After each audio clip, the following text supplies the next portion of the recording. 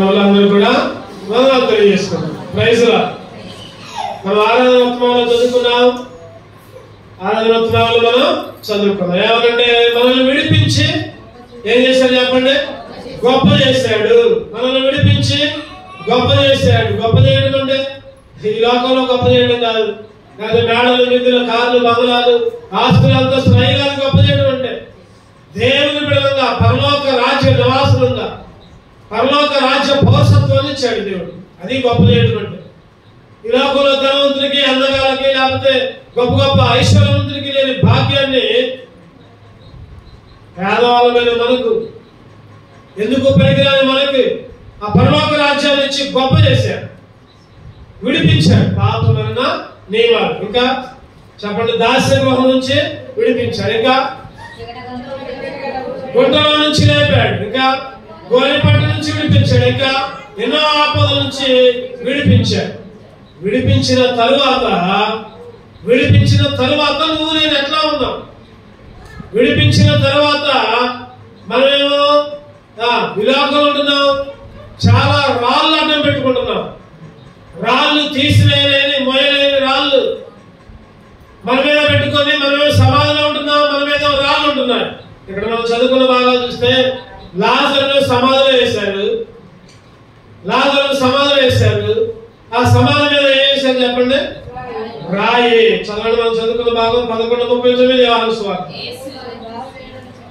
యేసు ఆ రాయి తీసివేయడని చెప్పగా 41వ వచనం,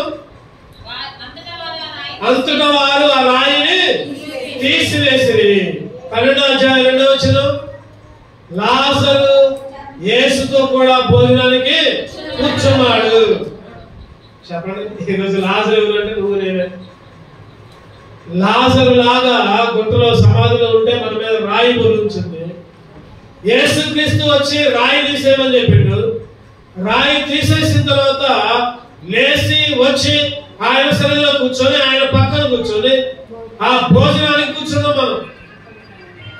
విచారకరం ఏంటంటే చాలా మంది ఇంకా రాళ్ళు తీసేయకుండా రాళ్ళు అడ్డంగా పెట్టుకుంటున్నారు. యేసుక్రీస్తు వచ్చి రాయి తీసేయమని చెప్పినా కూడా మాకు ఆ రాయి ఎంత కావాలో ఆ రాయి ఎంత ఉంచుకుంటాం. మేము గుంటలోనే ఉంటాం. రక్షణ పొంది, మానవలసి పొంది, బాప్తిసం తీసుకుని కూడా ఇంకా గుంటలోనే ఉండి రాళ్ళు అడ్డం పెట్టుకుంటున్నారు.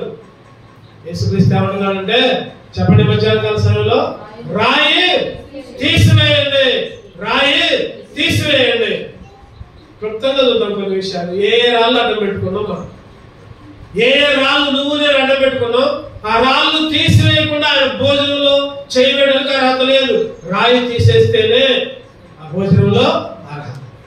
ఏ రాళ్ళు అడ్డంగా పెట్టుకున్నాం? చూద్దాం క్లుప్తంగా. రోమిలకు రాసిన పత్రిక 9వ అధ్యాయం 33వ వచనం. రోమిలకు రాసిన పత్రిక 9వ అధ్యాయం 33. ఇదిగో నేను అడ్డురాతిని, అడ్డుబండను సియోనులో స్థాపించుచున్నాను. ఆయన యందు విశ్వాసం ఉంచు వాడు సిగ్గుపరచబడడు అని రాయబడిన ప్రకారం వారు అడ్డురాయి తగిలి తొట్టుపడిరి. అడ్డురాయి. ఈరోజు విశ్వాసంలో రక్షణ పొందిన మనం రక్షణలో కొనసాగకుండా, మందిరంలో కొనసాగకుండా ఏమిటి పడుతున్నాయంటే చెప్పాలి. ఏమిటి పడుతున్నాయి? అడ్డురాళ్ళు. ఏమిటి పడుతున్నాయి? అడ్డురాళ్ళు అడ్డం పడుతున్నాయి. ఇక్కడ వచ్చిన పై వచ్చిన చూసుకుంటే విశ్వాసానికి ఒక అడ్డురాయి పడుతుంది. ఏంటి రాయి? విశ్వాసానికి అడ్డురాయి అంటే అవిశ్వాసము. చెప్పండి. ఏంటిదా అడ్డురాయి? అవిశ్వాసము అనే అడ్డురాయి. ఈరోజు నమ్మకం ఉంచట్ల, నమ్మకం లేదు, అవిశ్వాసం. యేసుక్రీస్తు అంటున్నాడు కదా, అవిశ్వాసం అనే అడ్డురాయిని తీసేయండి. చాలా మంది తొట్టుబడిపోతున్నారు. అవిశ్వాసం అనే అడ్డురాయి. అయ్యో నేనెట్లా, నా భవిష్యత్తు ఎట్లా, నా పిల్లలు ఎట్లా, నా ఆరోగ్యం ఎట్లా, నా కుటుంబం ఎట్లా? విశ్వాసం ఉంచట్లా, నమ్మకం ఉంచట్లా. ఏంటిది విశ్వాసం అంటే? చెప్పండి. విశ్వాసం అంటే కనబడకపోయినా కనబడేటట్టు మనం జీవించాలి. పరలోకం కనపడుతుందా? కనపట్ల. అయినా కూడా ఆ పరలోకం కొరకు జీవించాలి. జీవించడమే విశ్వాసం. యేసుక్రీస్తు కనబడుతున్నాడా? కనబట్ల. అయినా కానీ యేసుక్రీస్తు కొరకు జీవించడమే విశ్వాసం. ఈరోజు కనబడేవన్నీ మాయమైపోతాయి. కనబడే కొండలు, కనబడే బిల్డింగులు, కనబడే ప్రకృతి అంతా ఒకరోజు కాలిపోద్ది. కనబడింది పరలోక రాజ్యం మాత్రం ముందుకు వచ్చింది. ఈరోజు చాలా మంది అవిశ్వాసం అనే అడ్డురాయితో మందిరాల్లో ప్రవేశించలేకపోతున్నారు. ఏంటంటే సమస్యలు అన్నీ చెబుతుంటారు. నాకు ఆ సమస్య ఉంది, నాకు ఆ ఇబ్బంది ఉంది, నాకు ఈ కొరత ఉంది, నాకు ఫలానా సమస్య ఉంది, నా పిల్లలకు ఆ ఇబ్బంది ఉంది. ఈరోజు సమస్య లేని వాళ్ళు ఎవరు కూడా లేరు.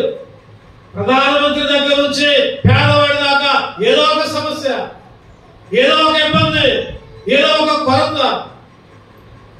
ఈరోజు అవిశ్వాసం అనే అడ్డురాయి. చాలా మంది మందిరాలకు రావట్లేదు. ఏంటంటే ఏదో కొరత, ఏదో లాభం, ఏదో ఆ రోజే ఏదో ఇంపార్టెంట్ పని వచ్చింది, ఆ రోజే లేకపోతే పనికి పోవాల్సి వచ్చింది, కూలికి పోవాల్సి వచ్చింది, లేకపోతే డ్యూటీకి పోవాల్సి వచ్చింది, లేకపోతే ఇంకేదైనా ఇబ్బంది ఉంటుంది. అవిశ్వాసం అనే అడ్డురాయి దగ్గర తొట్టుబడి ఆగిపోతున్నారు. ఈరోజు యేసుక్రీస్తు ఏమంటున్నాడంటే అవిశ్వాసం అనే అడ్డురాయిని ఏం చేయాలి? తొలగించాలి. అవిశ్వాసం అనే అడ్డురాయిని తీసివేయాలి, తొలగించాలి. ఆ రోజు మార్తకి మరియకి అవిశ్వాసం అనే అడ్డురాయి 4 రోజుల తర్వాత వచ్చింది యేసుక్రీస్తు. లాజరు చనిపోయిన అమ్మటే రాలా. మనం చదువుకుంటున్నాం. 4 రోజుల తర్వాత వస్తే అంటారు కదా వాళ్ళు, ప్రభువా నువ్వు ముందే ఒక 4 రోజులు ముందు ఉంటే నా తమ్ముడు చచ్చిపోయేవాడు కాదయ్యా, లాజరు చచ్చిపోయేవాడు కదయ్యా, ఎందుకయ్యా లేటు చేశావు, నువ్వు ముందు రావచ్చునయ్యా. మార్తలాగా మరియలాగా దేవుని కార్యాలు చూడకుండా, దేవుని ఆశీర్వాదాలు చూడకుండా, దేవుడు మన పట్ల జరిగించే ఆశ్చర్యమైన కార్యాలు కంటికి కనబడవు, చెప్పాలి మీరే చెప్పాలి, చెవికి వినబడవు, హృదయానికి గోచరం కావు. ఆ కార్యాలు దేవుడు నీ కోసం దాచుంచితే నువ్వేమో దేవుడి మీదలే, అయ్యా ఏందయ్యా ఎట్లా చేసినావు, అయ్యా ఏందయ్యా ఎట్లా చేసినావు, నేను కనపట్లేదయ్యా, నీకు నా మీద ఒక చూపు చూడయ్యా. ఈరోజు మనమేమో అవిశ్వాసం అనే అడ్డురాయి. బైబిల్లో ఒక శిష్యుడు కూడా అవిశ్వాసం అనే అడ్డురాయి. ఎవరా శిష్యుడు చెప్పండి? ఎవరైనా జీవితాలు కాదు. ఇంకా నీ పక్కలో ఏళ్ళు పెట్టి చూస్తేనే నేను నమ్ముతా అంటాడు. ఎవరు? తోమ. నమ్మట్లా. శిష్యులందరూ నమ్మారు. యేసుక్రీస్తు లేచిండు, వచ్చిండు, మాతో మాట్లాడిందంటే తోమ అంటాడు కదా. చదవండి, ఎక్కడుందన్నమాట యోహాను సువార్త. ఎవరి ముందు చూస్తారు? యోహాను సువార్త 20వ అధ్యాయం. కొన్ని మాటలు అయితే వెంటనే రెఫరెన్స్ తీయాలి, అంత అనుభవంలోకి రావాలి. 20:25 కనుక తక్కిన శిష్యులు మేము ప్రభువును చూచుమని అతనితో చెప్పగా అతడు నేను ఆయన చేతుల్లో మేకుల గుర్తును చూచి నా వ్రేలు ఆ మేకుల గుర్తులో పెట్టి నా చెయ్యి ఆయన పక్కలో ఉంచితేనే గాని నమ్మను. ఎంత విశ్వాసం! ఈరోజు నువ్వు నేను కూడా చాలా సార్లు అవిశ్వాసంగా ఉంటాం. దేవుడు నాకు ఉద్యోగం ఇస్తే దేవుడు నమ్ముకుంటా. ఒక చెల్లాడదే, దేవుడు నాకు నేను కలెక్టర్ ఐఏఎస్ వెళ్తున్నా, దేవుడు నాకు కలెక్టర్ ఉద్యోగం ఇస్తే నేను బాప్తిసం తీసుకుంటా అంటుంది. కరెక్ట్ అన్నమాట? చెప్పండి. శుద్ధ తప్పు. కలెక్టర్ ఉద్యోగం రాకపోయినంత మాత్రాన దేవుని అంగీకరించవా? లేకపోతే ఉద్యోగం రానంత మాత్రాన, లేకపోతే నీకు ఆరోగ్యం, లేకపోతే నీకు జబ్బులు తగ్గకపోతే, లేకపోతే నీకు నీ పిల్లలకి పెళ్లిళ్ళు కాకపోతే, లేకపోతే నీకు నష్టాలు వస్తే దేవుని అంగీకరించవా? దేవుని మీద విశ్వాసం ఉంచవా? అవన్నీ లోక సంబంధమైనవి. అవన్నీ చెప్పండి, లోకం సంబంధమైనవి. లోకము దాని ఆశలు గతించదు, ఆయన మాటలు నిత్యము నిలిచి ఉండదు. ఈరోజు ఒకటో అడ్డురాయి చెప్పండి, అవిశ్వాసం. నువ్వేది చేసినా విశ్వాసంతో ముందుకు జరుగు, విశ్వాసంతో పో. ఏం కాదు, ఏ కష్టం వచ్చినా దేవుడే చూసుకుంటున్నాడు. ఒక్క మాటను చాలు. ఏదైనా ఇబ్బంది వస్తే ప్రభా నేనైతే నీ సన్నిధిలో ఉన్నా, నేను నా కుటుంబం నా పిల్లలు నీ సన్నిధిలో ఉన్నావు, ఇగో నా పిల్లలకి ఈ పని చెయ్యి, నా పిల్లలకి అది చెయ్యి, నువ్వే చూసుకోయ్యా చాలేకంతే. నీ పిల్లల మందిరంలోకి రాకుండా, లేకపోతే నువ్వు సరిగా మందిరానికి రాకుండా దేవా నువ్వే నాకు దిక్కు ఇంకెవరు లేరయ్య అంటే చాలా మంది చూసి ఎలా అంటాడు దేవుడు. ఈరోజు దేవుడి మీద నమ్మకం ఉంచు. నువ్వు, నీ కుటుంబం, నీ పిల్లలు, నీకు ఏది అక్కలో, నీకు ఏది అవసరం అడుగు, విశ్వాసంతో అడుగు. దేవుడు విశ్వాసంతో ఉన్న వారిని నడిపిస్తాడు, తోడుగా ఉంటాడు, కాపాడుతాడు, ఉన్నతంగా ఉంచుతాడు. అవిశ్వాసం అనే అడ్డురాయి తీసేయి. ఒకటి చదువు ఏంటంటే మార్క్స్ వార్త 16 16:4 వారు వచ్చి కనులెత్తి చూడగా రాయి పొర్లింపబడి చూచిరి. ఆ రాయి ఎంతో పెద్దది. వారు వచ్చి కనులెత్తి చూడగా రాయి పొర్లింపబడి చూచి. 2వ వచనం చదవండి అదే అధ్యాయంలో. వారు ఆదివారం పెద్దలు లేచి బయలుదేరి సూర్యోదయమైనప్పుడు సమాధి ఎందుకు వచ్చునగా సమాధి ద్వారం నుండి మన కొరకు ఆ రాయి ఎవడో పొర్లించునని ఒకరితో ఒకరు చెప్పుకున్నారు. రాయి ఎవరు పొర్లిస్తారు? సమాధి మీద రాయి ఉంది, మనమేమో ఆడవాళ్ళు, మరి రాయి ఎవరు తీసేస్తారు? ఒకరితో ఒకరు చెప్పుకుంటున్నారు. ఎవరు మగ్దలేని మరియా, యాకోబు తల్లి అయిన మరియా, సలోమి, ఈ ముగ్గురు ఆడవాళ్ళు అనుకుంటున్నారు కదా. ఆ సమాధి దగ్గరకు వచ్చినప్పుడు అయ్యో మనమేమో ఆడవాళ్ళు మాయా, ఆ రాయి ఎవరు పొర్లిస్తారు? వారు వచ్చి చూడగానే ఏం జరిగింది చెప్పండి? ఏం జరిగింది? వారు వచ్చి కళ్ళు చూడగా రాయి పొర్లింపబడి ఉండుట. నా తలపు ఏంటంటే ఈ మార్తా, మరియా, సలోమి వీళ్ళు చింత అనే రాయి పెట్టుకున్నారు మనసుల్లో. 2వ రాయి ఏంటంటే చింత అనే రాయి. ఒకటోదేమో చెప్పాలి అవిశ్వాసం అనే రాయి. గుర్తుపెట్టుకోవాలి మీరు మాటలో. ఈ వారం మొత్తం ఈ ధ్యానం చేసుకోవాలి మీరు. ఒకటోది అవిశ్వాసం అనే రాయి, రెండోది చింత అనే రాయి. చింతపడుతున్నారు, అయ్యో మేము పోతున్నామే, రాయి ఎవరు పొర్లెత్తారు, ఎవరైనా వస్తే బాగు, ఎవరైనా ఏదైనా చెప్తే బాగు, ఎవరైనా వచ్చి ఆ రాయిని దొరికితే చాలు అనుకుంటున్నారు, చింతపడుతున్నారు. ఈ రోజుల్లో చాలా మంది కూడా చింత. ఏంటిదా చింత? ఏం చింత? ఏమి తిందుమా, ఏమి తాగుదుమా, ఏమి ధరించుకుందుమా, రేపెట్ట నా పిల్లలకి ఫీజులు ఎట్ట కట్టాలి, నా పిల్లలకి పెళ్లిళ్ళు ఎట్ట చేయాలి, లేకపోతే నా కుటుంబం ఎట్లా, నా పంటలు ఎట్లా, నా పనులు ఎట్లా, అయ్యో ఆ రోజు పోకపోతే ఆదివారం నేను పనికి పోకపోతే నేను పనులోంచి తీసేస్తారా, ఎట్లా చింతలన్నీ మీద పెట్టుకుంటున్నాను. మీ చింత యావత్తు చెప్పండి, ఏమన్నాడు దేవుడు? మీ చింత యావత్తు నా మీద దేన్ని గురించి కూడా చింతపడద్దు. పిలిపి 4వ అధ్యాయం వచ్చింది తొందరగా. పిలిపి 4:6 180 పేజీ.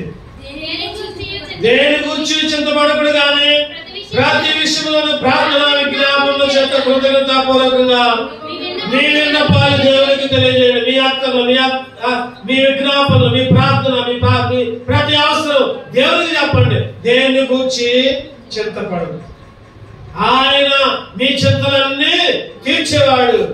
1 పేతురు 5:7 వచ్చింది. 1 పేతురు 5:7 ఆయన మిమ్మల్ని గురించి చింతించున్నాడు కనుక మీ చింత యావత్తు ఆయన మీద వేయుడి. మీ చింతలన్నీ, నీ ఇంటి అద్దె కట్టాలా, దేవుడి మీద చింత. నీ పిల్లల పెళ్లి కావాలా, నీ పిల్లలకు ఉద్యోగాలు కావాలా, నీ పిల్లలకు చదువులు రావాలా, నీకు ఆరోగ్యం కావాలా, నువ్వు చింతపడితే నువ్వు క్షీణించిపోతావు. చింతపడితే ఏమైనా చెప్పండి, మనమే క్షీణించిపోతాం. ఏదైనా సమస్య ఉందనుకోండి, మనసులో ఏదైనా బాధ ఉందనుకోండి, ఎప్పుడు దాని గురించి ఆలోచించి తినవు, సరిగా తినవు, సరిగా ఆరోగ్యంగా ఉండవు, ఎప్పుడు బాధే.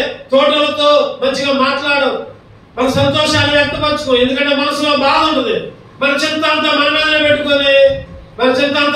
పెట్టుకొని అస్సలు సంతోషం లేకుండా క్షీణించిపోయి అట్లా చనిపోయే వాళ్ళు కూడా చాలా మంది ఉన్నారు. రోగాలు తెచ్చుకునే వాళ్ళు కూడా చాలా మంది ఉన్నారు. అందుకే దేవుడు అంటున్నాడు, మీ చింత అనే రాయిని తీసివేయండి. ఈ మధ్యాహ్న కాల సమయంలో మీ చింతలనే రాళ్ళు ఉన్నాయా?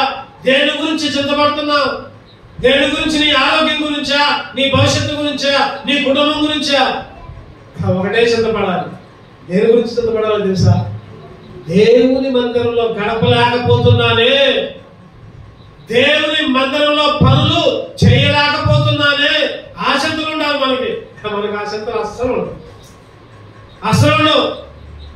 అస్సలు దేవుని మందిరంలో పని చేయట్లేదే, లేదా దేవుని మందిరంలో ఉండట్లేదే, కృతజ్ఞత గుడికి రావట్లేదే, సంఘ ప్రార్థనలకు రావట్లేదే, ఉపవాస గుడికి రావట్లేదే, అసలు ఆ చింత ఉండదు, అసలు లక్ష్యం ఉండదు. వాటి గురించి ఎవరైనా గద్దించినా కూడా నాకు పని ఉంది, నేను రావట్లేదు. ఈరోజు దేవుడు అంటున్నాడు, ఉండాల్సి ఉండట్లేదు కానీ ఉండకూడనే ఉంటున్నాడు. నేను ఎట్లా, నా భవిష్యత్తు ఎట్లా, నాకు డబ్బులు కావాలి, నాకు డబ్బులు ఎట్లా, ఇదే ఆలోచన. చింతలన్నీ మీద పెట్టుకుని దేవుని మర్చిపోతున్నావు, దేవుని సన్నిధిని మర్చిపోతున్నావు. ఈ మధ్యాహ్న కాల సమయంలో రెండవ రాయి ఏంటో చెప్పండి? చింతనే. ఇంకా చింతనే రాయి అంటే దేవుడికి అప్పచెప్పుకోవచ్చు. మీ చింత యావత్తు దేవుని మీద వేయండి. ఆయన మిమ్మల్ని గురించి చింతిస్తూ ఉంటున్నాడు. అయ్యో, నాకు ప్రాధాన్యత ఇవ్వకుండా ఇంకా దేవుడికో ప్రాధాన్యం ఇచ్చి వాడి కొరకు చింతపడుతున్నారా ఇల్లు? ఆయన మిమ్మల్ని గురించి చింతిస్తున్నాడు. చింతనే రాయి తీసివేయి. 3 చూద్దారండి. సామెతలు 27:3.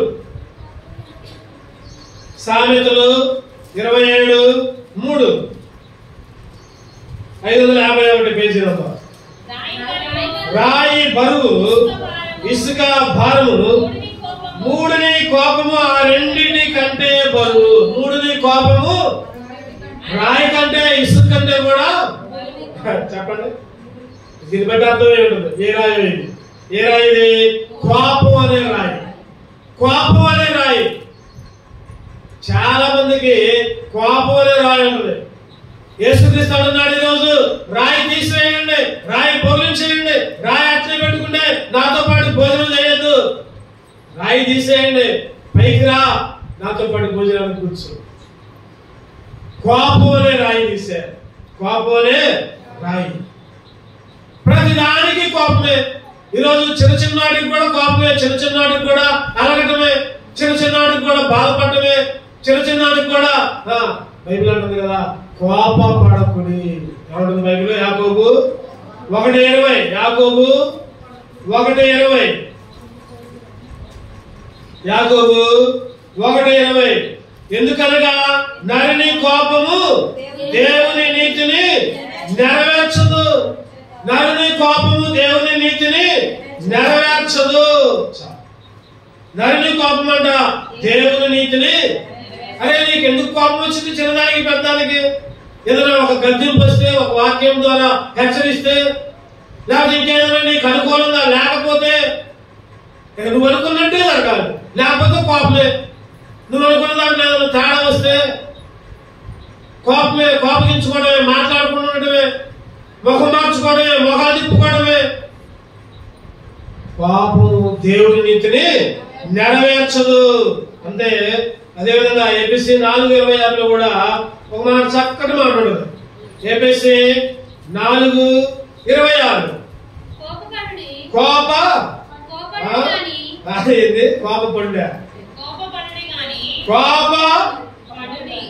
కోపపడుడి గాని పాపము చేయకుడి. ఇంకా సూర్యుడు అస్తమించే వరకు మీ కోపము. అది ఇంపార్టెంట్. కోపపడండి కానీ పాపం చేయమాకండి. కోపం వస్తే ఎప్పుడు రాకుండా చెప్పండి. ఆ కోపం ఇవాళ కోపం వచ్చింది అనుకోండి, సాయంత్రం దాకా ఆ కోపం ఉండాలి. తెల్లారి పొద్దున్న పోయి మళ్ళీ మనమే మాట్లాడాలి. అది ఈరోజు కోపపడితే సంవత్సరాలు మాట్లాడుకునే వాళ్ళు ఉన్నారు చాలా మంది.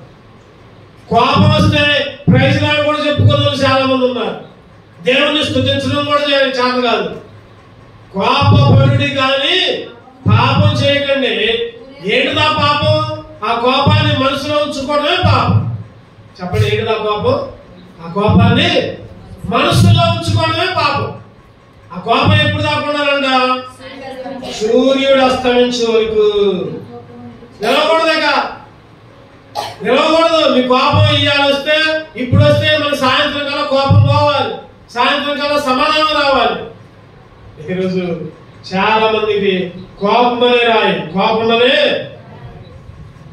దేవుడు మోషేకి చెప్తున్నాడు, ఇశ్రాయేలుకి చెప్పకుండా, ఇశ్రాయేలు ఊకి మాటి మాటికి నీళ్లు అడుగుతా ఉంటున్నారు, ఇశ్రాయేలు మాటి మాటికి నీళ్లు అడుగుతా ఉంటారు. దేవుడు అంటాడు, ఏమంటాడంటే ఆడ మాట దేవుడు చెబుతాడు, దేవుడు మోషే ఏమంటాడంటే ద్రోహులారా అని చెప్తాడు.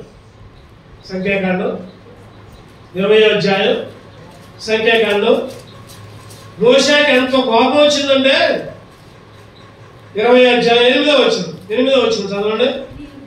నీవు నీ కర్రను తీసుకుని నీవు నీ సహోదరుని అహరోనుని ఈ సమాజంలో పోగు చేసి వారి కన్నుల ఎదుట ఆ బండతో మాట్లాడును, అవి నీళ్లుచ్చును. బండతో మాట్లాడు అన్నాడు దేవుడు. అన్నాడు బండతో మాట్లాడు అన్నాడు. మోషే ఏం చేసిండు? 11వ వచనం.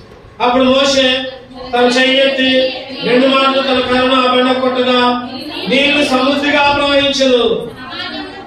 దేవుడేమో మాట్లాడు అంటే మోషే ఏమో కర్రతో కొట్టిండు, మోషే ఏమో కర్రతో కొట్టిండు. చూడండి ఎంత తప్పు చేసిండు. దేవుడు చెప్పిన పని మోషే చేయలా. అంటే ఇశ్రాయేలీయుల మీద కోపం, ఇశ్రాయేలీయుల మీద కోపం. ఒక సందర్భంలో ఉంటది, ద్రోహులారా అని చెప్తాడు. ద్రోహులారా అని ఆ ఇశ్రాయేలీయుల్ని ద్రోహులారా, అదే 10వ వచనం అనుకుంటా. తర్వాత మోషే అహరోనులు ఆ బండ ఎదుట సమాజంలో పోగు చేసినప్పుడు అతను వారితో ద్రోహులారా వినుడి, ద్రోహులారా. ఈ ఒక్క మాటే మోషేని కానానికి పోకుండా చేసింది. కానాను పోయే దారిలో మోషే లేక ఇశ్రాయేలు చాలా మంది మధ్యలోనే రాలిపోయారు. కానాను రాజ్యంలో ప్రవేశం లేదు. ఈ ఒక్క అవిధేయత, కోపం, ద్రోహులారా తినడం, దేవుడు మాట్లాడమంటే కర్రతో కొట్టడం. మోషే ఏ తప్పు చేయాల, ఈ ఒక్క పనే కోపము కానానులో ప్రవేశింపలేదు. ఈరోజు నీ కోపం నిన్ను పరలోకానికి జాగ్రత్తగా గుర్తుపెట్టుకో. నీకున్న కోపం నిన్ను పరలోకానికి దూరంగా ఉంచింది, జాగ్రత్త. కోపం అనే రాయిని తీసేయి, కోపం అనే రాయిని తీసేయి. 4వ అధ్యాయం ఆదికాండం 29:10. సమయం లేదు, క్లుప్తంగా ధ్యానించుకుందాం. ఆదికాండం 29:10. యాకోబు తన తల్లి సహోదరుడు లాబాను కుమార్తె రాహేలును తన తల్లి సహోదరుడు లాబాను గొర్రెలను చూచినప్పుడు అతడు దగ్గరకు వెళ్ళి బావి మీద నుండి రాతిని పొర్లించి తన తల్లి సహోదరుడు లాబాను గొర్రెలకు నీళ్లు పెట్టెను.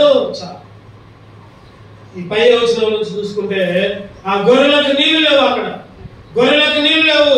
మరి గొర్రెలకు నీళ్లు లేకపోతే నా తలంపు ఏంటంటే ఇక్కడ యాకోబు వచ్చి రాత్రిని మొదలించాడు. నిరాశ, నిస్పృహ.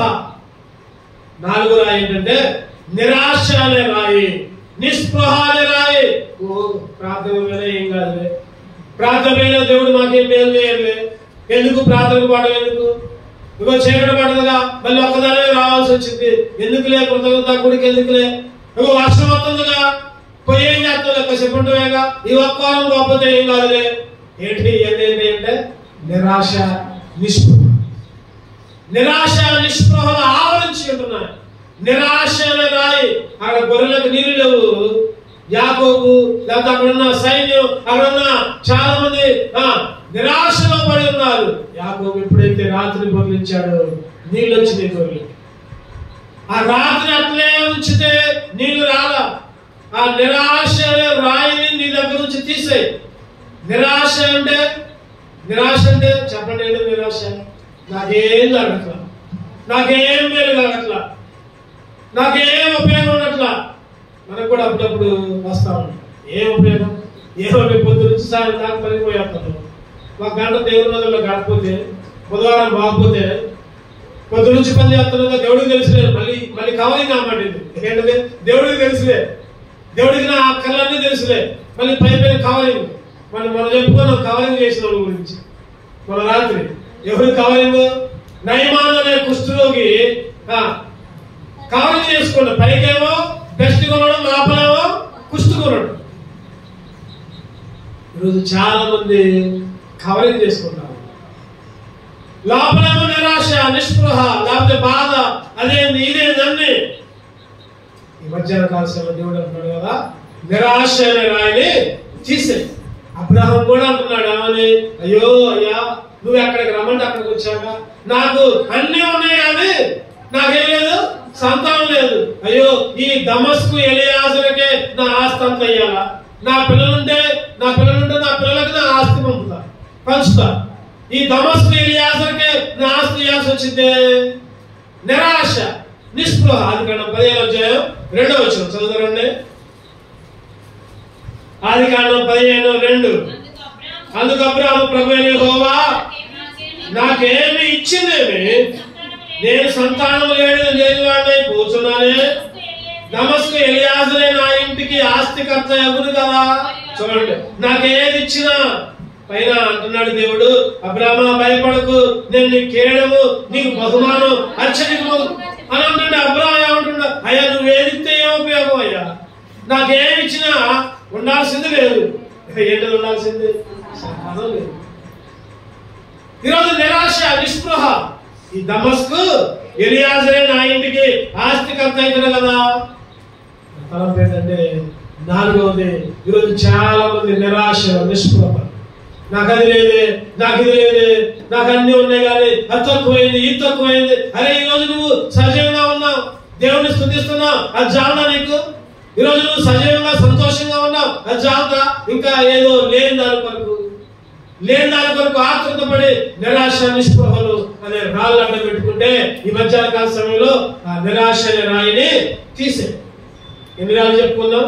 ఒకటోది నిద్రపోతున్నారైంది, ఒకటోది చెప్పాలని చెప్పాలి అవిశ్వాసమనే రాయి, రెండోది చింతనే రాయి, మూడోది కోపమనే రాయి, నాలుగోది నిరాశనే రాయి. 5వ చూద్దామండి.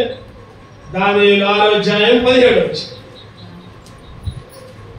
దానియేలు 6:17. దానియేలు 6. వారు ఒక రాయి తీసుకొని వచ్చి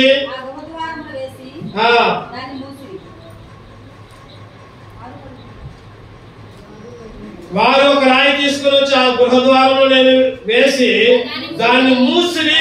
చాలు. వారు ఒక రాయి తీసుకుని వచ్చి ఆ గుహద్వారంలో వేసి దాన్ని మూసిరి. ఎవరు రాయి తెచ్చింది? ఎవరు? రాజు సైనికులు. దానియేలు గారు ప్రార్థన చేస్తే ఒకసారి వేశారు. అయ్యో దానియేలు ప్రధానమంత్రికి పెట్టారే, అరే మాకంటే ఒకప్పుడు కూర్చొని దానియేలు ఎట్టయినా శిక్ష పడినట్టు చేయాలని మిగిలిన వాళ్ళు ఏం చేశారు? దానియేలు దగ్గర ఎక్కడ తప్పు దొరికింది అని చూశారు. ఒకసారి వేశారు. ఎవరు కూడా రాజుకు తప్ప ఎవరికి ప్రార్థన చేయకూడదు అన్నారు. కానీ దానియేలు మమ్మాలు ప్రార్థన చేశారు. అందరూ చూసేదో దానియేలు ప్రార్థన చేస్తున్నా, నీకు తప్ప దేవుడికి ప్రార్థన చేస్తున్నా రాజుగారికి చెప్పి సింహాల బోన్లో వేశారు. ఇక్కడ ఈ చెప్పబడిన రాయి ఏంటంటే అసూయ అనే రాయి. అసూయ, ద్వేషం. ఈ రాయి పొల్లిస్తున్నారు, ఈ రాయి వేస్తున్నారు. ఈరోజు చాలా మంది పైకి మంచిగా ఉంటారు కానీ లోపల అసూయ అనే రాయి, ద్వేషం అనే రాయి, ఈర్ష్య అనే రాయి.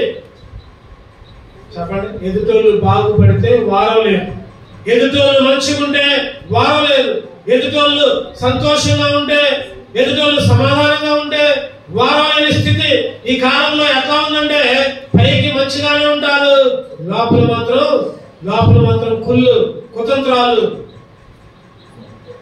ఏదైనా దెబ్బ తగిలితే, ఏదైనా జ్వరం వచ్చిందో లేకపోతే ఒక 4-5 రోజులు మంచాన పడ్డారనుకోండి, ఏదైనా రాకూడని కష్టం వాళ్ళకి వచ్చిందనుకోండి, అయ్యో అట్టొచ్చిందా, అయ్యో నీకే ఈ కష్టం వచ్చిందని పైకి అట్లా అంటారు, లోపలేమో వాడికి అంతే రావాలి, ఆమెకు అంతే రావాలి.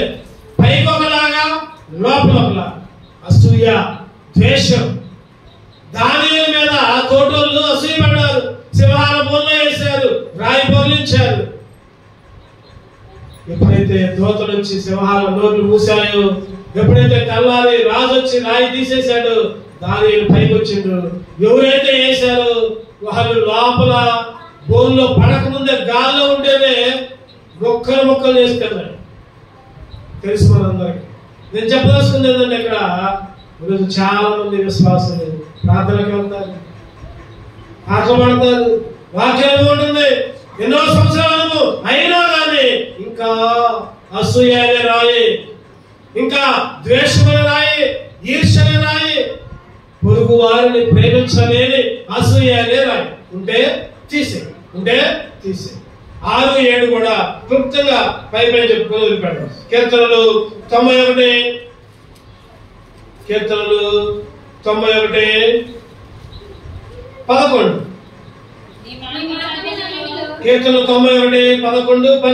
నీ మార్గమంతటిలో ఒక్కరు చాలు. నీ మార్గములన్నిటిలో నిన్ను కాపాడుటకు ఆయన నిన్ను గూర్చి తన దూతలకు ఆజ్ఞాపించును. నీ పాదములకు రాయి తగలకుండా.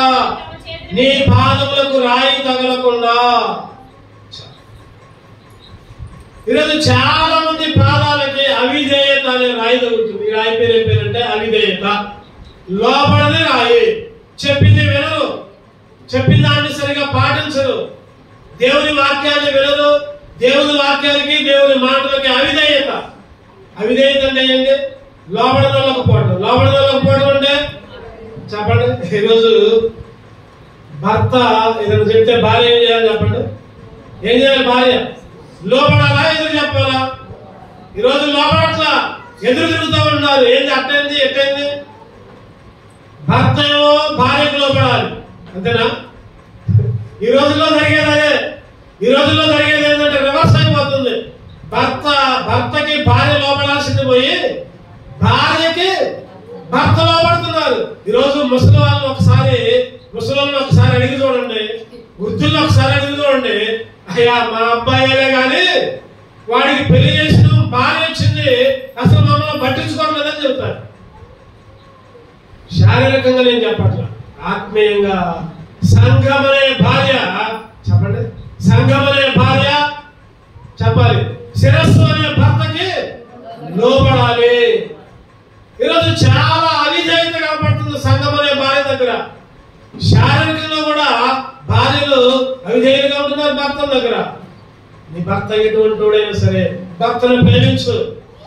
నీ భర్త తరపు వాళ్ళని, అత్తని, మామని, నీ భర్త తరపు బంధువుల్ని ప్రేమించు. నీకు సంబంధం లేని వాటిలో తాగుచ్చి గొడవ వేసుకొని అలిగి నీ ఇష్టం వచ్చినట్టు చేయొచ్చు. నాకు జాగ్రత్త భార్యలారా, స్త్రీలారా జాగ్రత్త. ఈరోజు సంఘమనే భార్య చెప్పండి, వరుడైన పెళ్లి కుమారుడైన యేసుక్రీస్తుకి లోపడాలి. అవిధేయత వద్దు. అవిధేయతనే రాయి తీసివే. ఇంకా చాలా ఉంది కానీ చెప్పడానికి వదిలేస్తున్నా నేను. ఫిబ్రవరి 4:11 చూస్తే, ఫిబ్రవరి 4:11 చూసుకొని మాట ముగించుకున్నాం. ఫిబ్రవరి 4:11 కాబట్టి అవిధేయత వారు పడిపోయినట్లుగా మనలో ఎవడో పడిపోకుండా ఆ విశ్రాంతిలో ప్రవేశించుటకు జాగ్రత్త పడుదాం. అవిధేయత అనే దాంట్లో పడిపోతున్నారు. ఇశ్రాయేలందరూ కూడా అవిధేయత వలన పడిపోతారు. నీ మార్గాన్ని ఆయనకు అప్పచెప్పు. ఏ రాయి తగలకుండా ఆయన కాపాడుతాడు. ఆయన దూతలకి ఆజ్ఞాపిస్తాడు. ఏ రాయి? అవిధేయత అనే రాయి తీసే. చివరిగా 7ది యోహాను సువార్త 8:7 క్లుప్తంగా ముగించుకుందాం. యోహాను సువార్త 8:7 వారు ఆయనను పట్టు వదలక అడుగుచుండగా ఆయన తల ఎత్తి చూచి, నీలో పాపము లేని వాడు మొట్టమొదట ఆమె మీద రాయి వేయవచ్చునని వారితో చెప్పి, మీలో పాపం లేని వాడు మొట్టమొదట ఆమె మీద రాయి వేయమని. ఏం జరిగింది ఇక్కడ? ఒక స్త్రీ పాపం చేసింది, ఒక స్త్రీ వ్యభిచారం చేసింది. చాలా మంది పట్టుకొని వచ్చారు దేవుడి దగ్గరికి. అయ్యా యేసు ప్రభు, ఇగో ఈ స్త్రీని పట్టుకున్నాం, మేము రెడ్ హ్యాండెడ్ గా దొరికింది, పాపం చేస్తుంటో చూసాం. ఇగో ధర్మశాస్త్రం ఏం చెబుతుంది? రాళ్ళతో కొట్టి చంపు అని చెప్పింది. మరి నువ్వేం చెబుతూ? చంపమంటావా వద్దంటావా? యేసుక్రీస్తుకే ఒక ప్రశ్న. యేసుక్రీస్తు ఏం చేసింది చెప్పండి? ఏం చెప్పలా. చేతితో రాసుకుంటూ కూర్చోండి కదా. మళ్ళీ అడిగారు, చెప్పయ్యా, నువ్వే చెప్పయ్యా, రాళ్ళతో కొట్టి చంపేమా? దేవుడు ఒకటే మాట, కావాలి మీలో పాపము లేనివాడు మొదట రాయేయండి. అందరూ తలకాయలు వచ్చుకునిపోయారు. అందరూ ఏం చేశారు చెప్పండి? ఈరోజు చాలా మందికి పాపం అనే రాయి ఉంది. చివరిగా ఏ రాయి తీసేయాలంటే పాపం అనే రాయి. పాపం అనే రాయి. ఈరోజు చిన్న పాపమైనా పెద్ద పాపమైనా పాపమే. అబద్ధమైన దొంగతనమైన పొడిచిన చంపిన అది ఎంతో శిక్ష, ఇది కూడా అంతే శిక్ష. ఈరోజు చాలా మంది విశ్వాసులకి పేరుకు మాత్రం విశ్వాసులు, కానీ పాపానికి దాసులు, పాపానికి బానిసలు, పాపంలో మునిగిపోయారు.